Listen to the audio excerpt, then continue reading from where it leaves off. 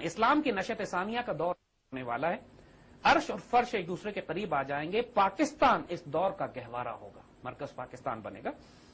عطیہ کہتی ہیں کہ میں دیکھ رہی ہوں کہ صدر پاکستان کی کرسی خالی پڑی ہے اور وہاں ایک کالا جھنڈا لگا ہوا ہے،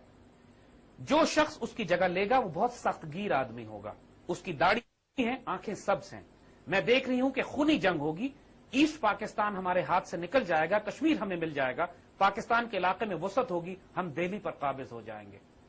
پھر عطیہ کہتی ہیں کہ نشت ثانیہ کی بات تو ہو کر رہے گی، آج ہو یا 40 سال بعد ہو، پاکستان اس عروج کا مرکز ہے۔ الکھ نگری میں ممتاز مفتی اس پورے گفتگو کو کوٹ کرتے ہیں۔ صحیح۔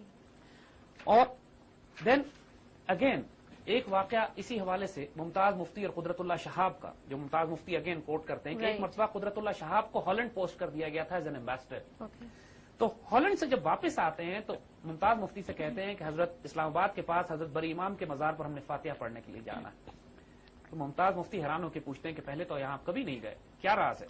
کہنے لگے کہ میں نے ہالینڈ کی لائبریری میں ایک کتاب دیکھی جو حضرت بری امام کے بارے میں لکھی ہوئی یا ان کے اوپر لکھی ہے، انہوں نے لکھی ہوئی ہے، ایک ہاتھ سے لکھا ہوا ہینڈ ریٹن مخطوطہ ہے، ہینڈ ریٹن مینوسکرپٹ، جس میں حضرت بری امام نے یہ فرمایا تھا کہ جس جگہ ہم اپنا مرکز بنا رہے ہیں یہاں پر آنا بڑا شہر آباد ہوگا، ہمارے علاقے میں ایک اسلامی شہر آباد ہوگا جو دنیا کے اسلامی ملکوں کا مرکز بنے گا۔ حضرت بری امام تقریباً 1750-1760 کے ہیں، 200 سال 250 سال تقریباً ان کو ہو گئے، اور انہوں نے یہ بات اس وقت کہی تھی کہ آج ہم جہاں پہ اپنا مرکز بنا رہے ہیں، اور آج ان کا جو مزار ہے پریزیڈنسی اور پرائم منسٹر کے پیچھے ہے بالکل، اور اسلام آباد کے بالکل قلب میں، پورا پاکستان جہاں سے کنٹرول ہوتا ہے اس کے پیچھے حضرت بری امام کی اپنی سیٹ ہے۔ اور یہ بات قدرت اللہ شہاب نے ممتاز مفتی کو بتائی اور ممتاز مفتی نے الکھ نگری میں اس کو کوٹ بھی کیا۔ پاکستان کے بننے کی خوشخبریاں کئی سو سال پہلے آ چکی کتنے سارے لوگوں نے دی ہیں، اور یہ ایک نہیں ہے، ہم یہ بات اسی لیے آپ کو کوٹ کر رہے ہیں تاکہ آپ کو یہ معلوم ہو کہ یہ بات صرف حضرت نعمت اللہ شاہ ولی نے نہیں کی ہے، ہر دور میں اللہ کے ولیوں نے، فقیروں نے مختلف جگہوں پہ جن کو صاحب بصیرت صاحب نظر دی، ایک ہی بات کی ہے کہ پاکستان اللہ کے نور کا، اللہ کی برکتوں کا مرکز بننے جا رہا ہے، مسلمانوں کے عروج کا بیسس ہوگا، جو رائز کرے گا مسلمانوں کے جاہ و جلال کی نمائندگی کرتا ہوا، ہم انڈیا بھی کیپچر کریں گے، شکوہ ترکمانی، ذہن ہندی اور نطق عربی بھی ہمیں ملے گا، اور لیا جائے گا تجھ سے کام دنیا کی امامت کا، اس کا مرکز بھی یہ ملک بننے جا رہا ہے۔ حضرت مہاجر مکی کا ایک واقعہ 1857 کا واقعہ ہم نے اپنی سیریز میں پہلے بھی سنایا ہے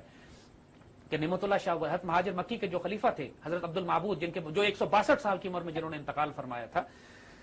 1857 کی جنگ آزادی کے موقع پر حضرت مہاجر مکی، جنہوں نے انگریزوں کے ساتھ جنگ کے دوران ایک اسلامک اسٹیٹ قائم بھی کر لی تھی، لیکن انگریزوں نے پھر اس کو قبضہ کر لیا، اور حضرت مہاجر مکی کو گرفتار جب کر لیا گیا تو اس وقت ان کو خوشخبری دی گئی تھی کہ جو حالات آپ دیکھ رہے ہیں فکر نہ کیجیے، 90 سال کے بعد جو پودا آپ نے لگایا ہے اس میں پھل پھول پھوٹنے لگیں گے، پھول اس میں نکلیں گے، اور 90 سال کے بعد آپ کو اپنے اس سارے مشن کی تعبیر نظر آئے گی جو اللہ نے قبول کر لی ہے، but you will see it after 90 years, جو پاکستان 1947 میں جو بنتا ہے، اور اس بات کی گواہی حضرت عبد المعبود صاحب نے دی ہے۔ عبد المعبود صاحب جو ابھی اسلام آباد کے قبرستان میں قدرت اللہ شہاب کی قبر کے پیچھے دفن ہے، اور ان کی قبر پہ لکھا ہے 162 سال عمر، اور جنہوں نے 70 سے زائد حج کیے تھے، اور آج بھی ان کے خلفاء، ان کے مرید اور ان سے محبت اور تعلق رکھنے والے عقیدت مند زندہ ہیں جو عینی گواہ ہیں ان ساری واقعات کے، اور ہماری باتیں بھی ہوتی ہیں، رابطے بھی ہیں ان سے، تعلق بھی ہے، لوگ اپنے واقعات بھی سناتے ہیں جو کتابوں میں بھی نہیں لکھے گئے لیکن لوگوں کے سینوں میں ہیں، اور لوگ ہمیں ان واقعات کو سناتے ہیں۔ تو اللہ کے نیک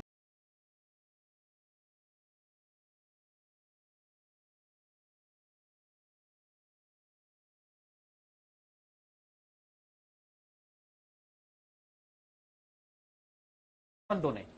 یہ ساری خوشخبریاں اور بشارتیں بہت پہلے دی تھی۔ حضرت شاہ ولی اللہ دہلوی نے اپنی کتاب فیوز الحرمین میں درج کیا ہے کہ مسلمان انڈیا کو دوبارہ فتح کر لیں گے، شاہ ولی اللہ 1757 کی اسی دور میں۔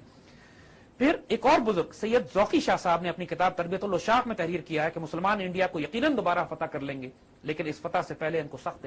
امتحانات سے، آزمائشوں سے گزرنا پڑے گا۔ اب دیکھیے، this brings us to the conclusion, the ultimate conclusion. یہاں پر بھی ہم قدرت اللہ شہاب کو کوٹ کریں گے۔ پاکستان آج جو ملک ہے، ایک بہت بڑا پروپیگنڈا پاکستان کے خلاف یہ کیا جا رہا ہے کہ ہم اپنے ڈیفنس پہ بہت زیادہ خرچ کر رہے ہیں، نیوکلیر اور میسائل پروگرام پہ خرچ کر رہے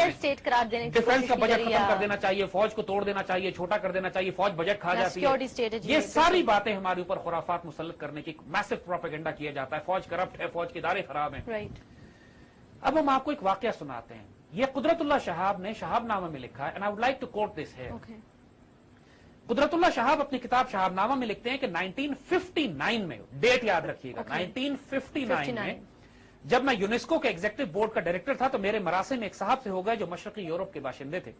ان کا ملک روس کے حلقہ اقتدار میں جکڑا ہوا تھا، وہ اس بات پہ سخت ناراض تھے. ایسٹرن یورپ کا کوئی صاحب تھا، انگریز عیسائی ہوگا ظاہر ہے.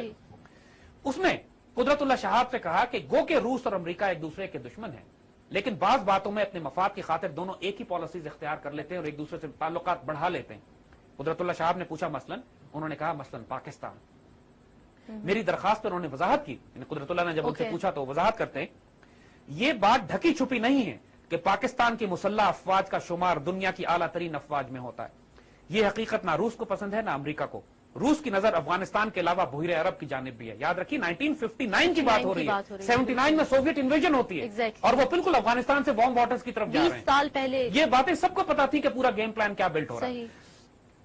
اس کے علاوہ روس کو بھارت کی خوشنودی بھی حاصل کرنا ضروری ہے. ان تینوں مقاصد کی راہ میں جو چیز حائل ہے وہ پاکستان کی فوج ہے. یاد رکھیے گا، یہ ایسٹ یورپین 1959 میں کہہ رہا ہے. پوری دنیا کے کفر کو، چاہے وہ روس ہو، امریکنز ہو، انڈینز ہو، اسرائیلیز ہو، ان کی راہ میں اگر کوئی رکاوٹ ہے، ہم یہ ڈسکس کر چکے ہیں. پاکستان کا نیوکلیر اور missile potential, Pakistani arm forces, اس وقت مڈل ایسٹ میں بھی ہماری وجہ سے امن اور استحکام ہے، اور اس خطے میں بھی، ساؤتھ ایسٹ ایشیا کے اندر بھی خطے میں اگر پاکستان کے آرم فورسز کو آپ نکال دیتے ہیں تو اس کے بعد نہ اسرائیل کو کوئی روکنے والا ہے نہ ہندوستان کو روکنے والا. 1959 میں ایسٹ یورپین وہ کہتا ہے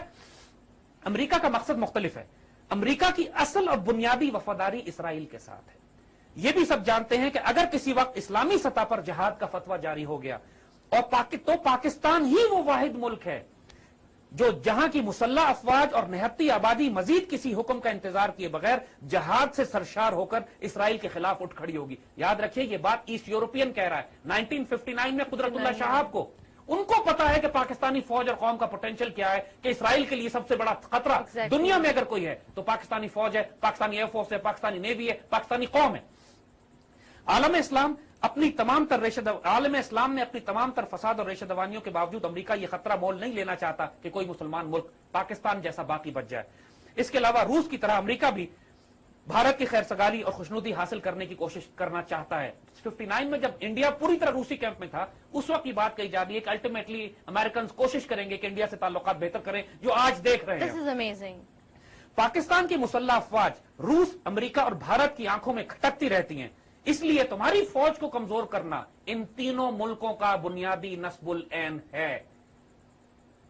قدرت اللہ شہاب کو یہ بات 1959 میں ایسٹ یورپین بتا رہا ہے. اس بات کو ذہن میں رکھو کہ تمہاری مسلح افواج کو کمزور کرنے کے لیے ہر قسم کا پروپیگنڈا کریں گے، اسلحہ بھی روکیں گے، ملک کے اندر بھی پالیسیز ایسی بنائیں گے، ڈس انفارمیشن اور جھوٹ بھی پھیلائیں گے. جاری ہے. پھر ان صاحب نے کہا، قدرت اللہ شہاب سے کہا کہ پاکستان میں اسلام کا اگر فروغ ہوتا ہے تو اس کا فائدہ دنیا کو ہوگا، افغانستان اور سینٹرل ایشیا کو بھی روس کی قید سے نکلنے میں آسانی رہے گی. یعنی اسلام ہی ایک فورس ہے، اور یہ 1979 کے بعد کی جنگ نے دکھا دیا کہ مسلمان مجاہدین نہیں سوویت یونین کے ٹکڑے ٹکڑے کیے. لہذا قدرت اللہ یہاں لکھتے ہیں کہ ہم کو یہاں پر جذبہ حب الوطنی نہیں چاہیے، ہم کو یہاں پر ایک جنون چاہیے، ایک عشق چاہیے، ایک دیوانگی چاہیے. قدرت اللہ لکھتے ہیں اور اسی میں پاکستان کی سلامتی چھپی ہوئی ہے. ہے کہ جو اور اقبال کی امیدیں ہم تو جانے والے لوگوں میں سے ہیں، جوانوں سے ہیں، اور اس کے بارے میں وہ کہتا ہے کہ چوں چراغ لالہ سوزم در خیابان شما، اے جوانان عجم جانے منو جانے شما اور میر صد مردے. اقبال نے ایک پیشین کی تھی کہ یہ اس علاقے کے اندر یہ ڈیسٹنی ہے، یہ ڈیسٹنی ہے اس ملک کی کہ یہ خطہ علیحدہ ہو کر پاکستان بنے گا. یہ 1930 میں انہوں نے کہا تھا. انہوں نے یہ نہیں کہا تھا بناؤ، کہا it's the destiny of this world, یہ قسمت میں لکھا جا چکا ہے. اور ایک پیشین کو آج سنا کے جاتا ہوں گا، میر اسد مردے کہ زنجیر غلامہ شبکنت. میں ایک مرد کو دیکھ رہا ہوں آتے ہوئے تو جو تمہاری غلامی کی زنجیریں توڑے گا. دیدم مزروزنے دیوار زندان شما، یہ تمہارے ارد گرد جو جیل کی دیواریں لوگوں نے قائم کرتی ہوئی ہیں یہ ٹوٹ رہی ہیں، اس کے پیچھے سے میں ہاتھ بھی بتاتا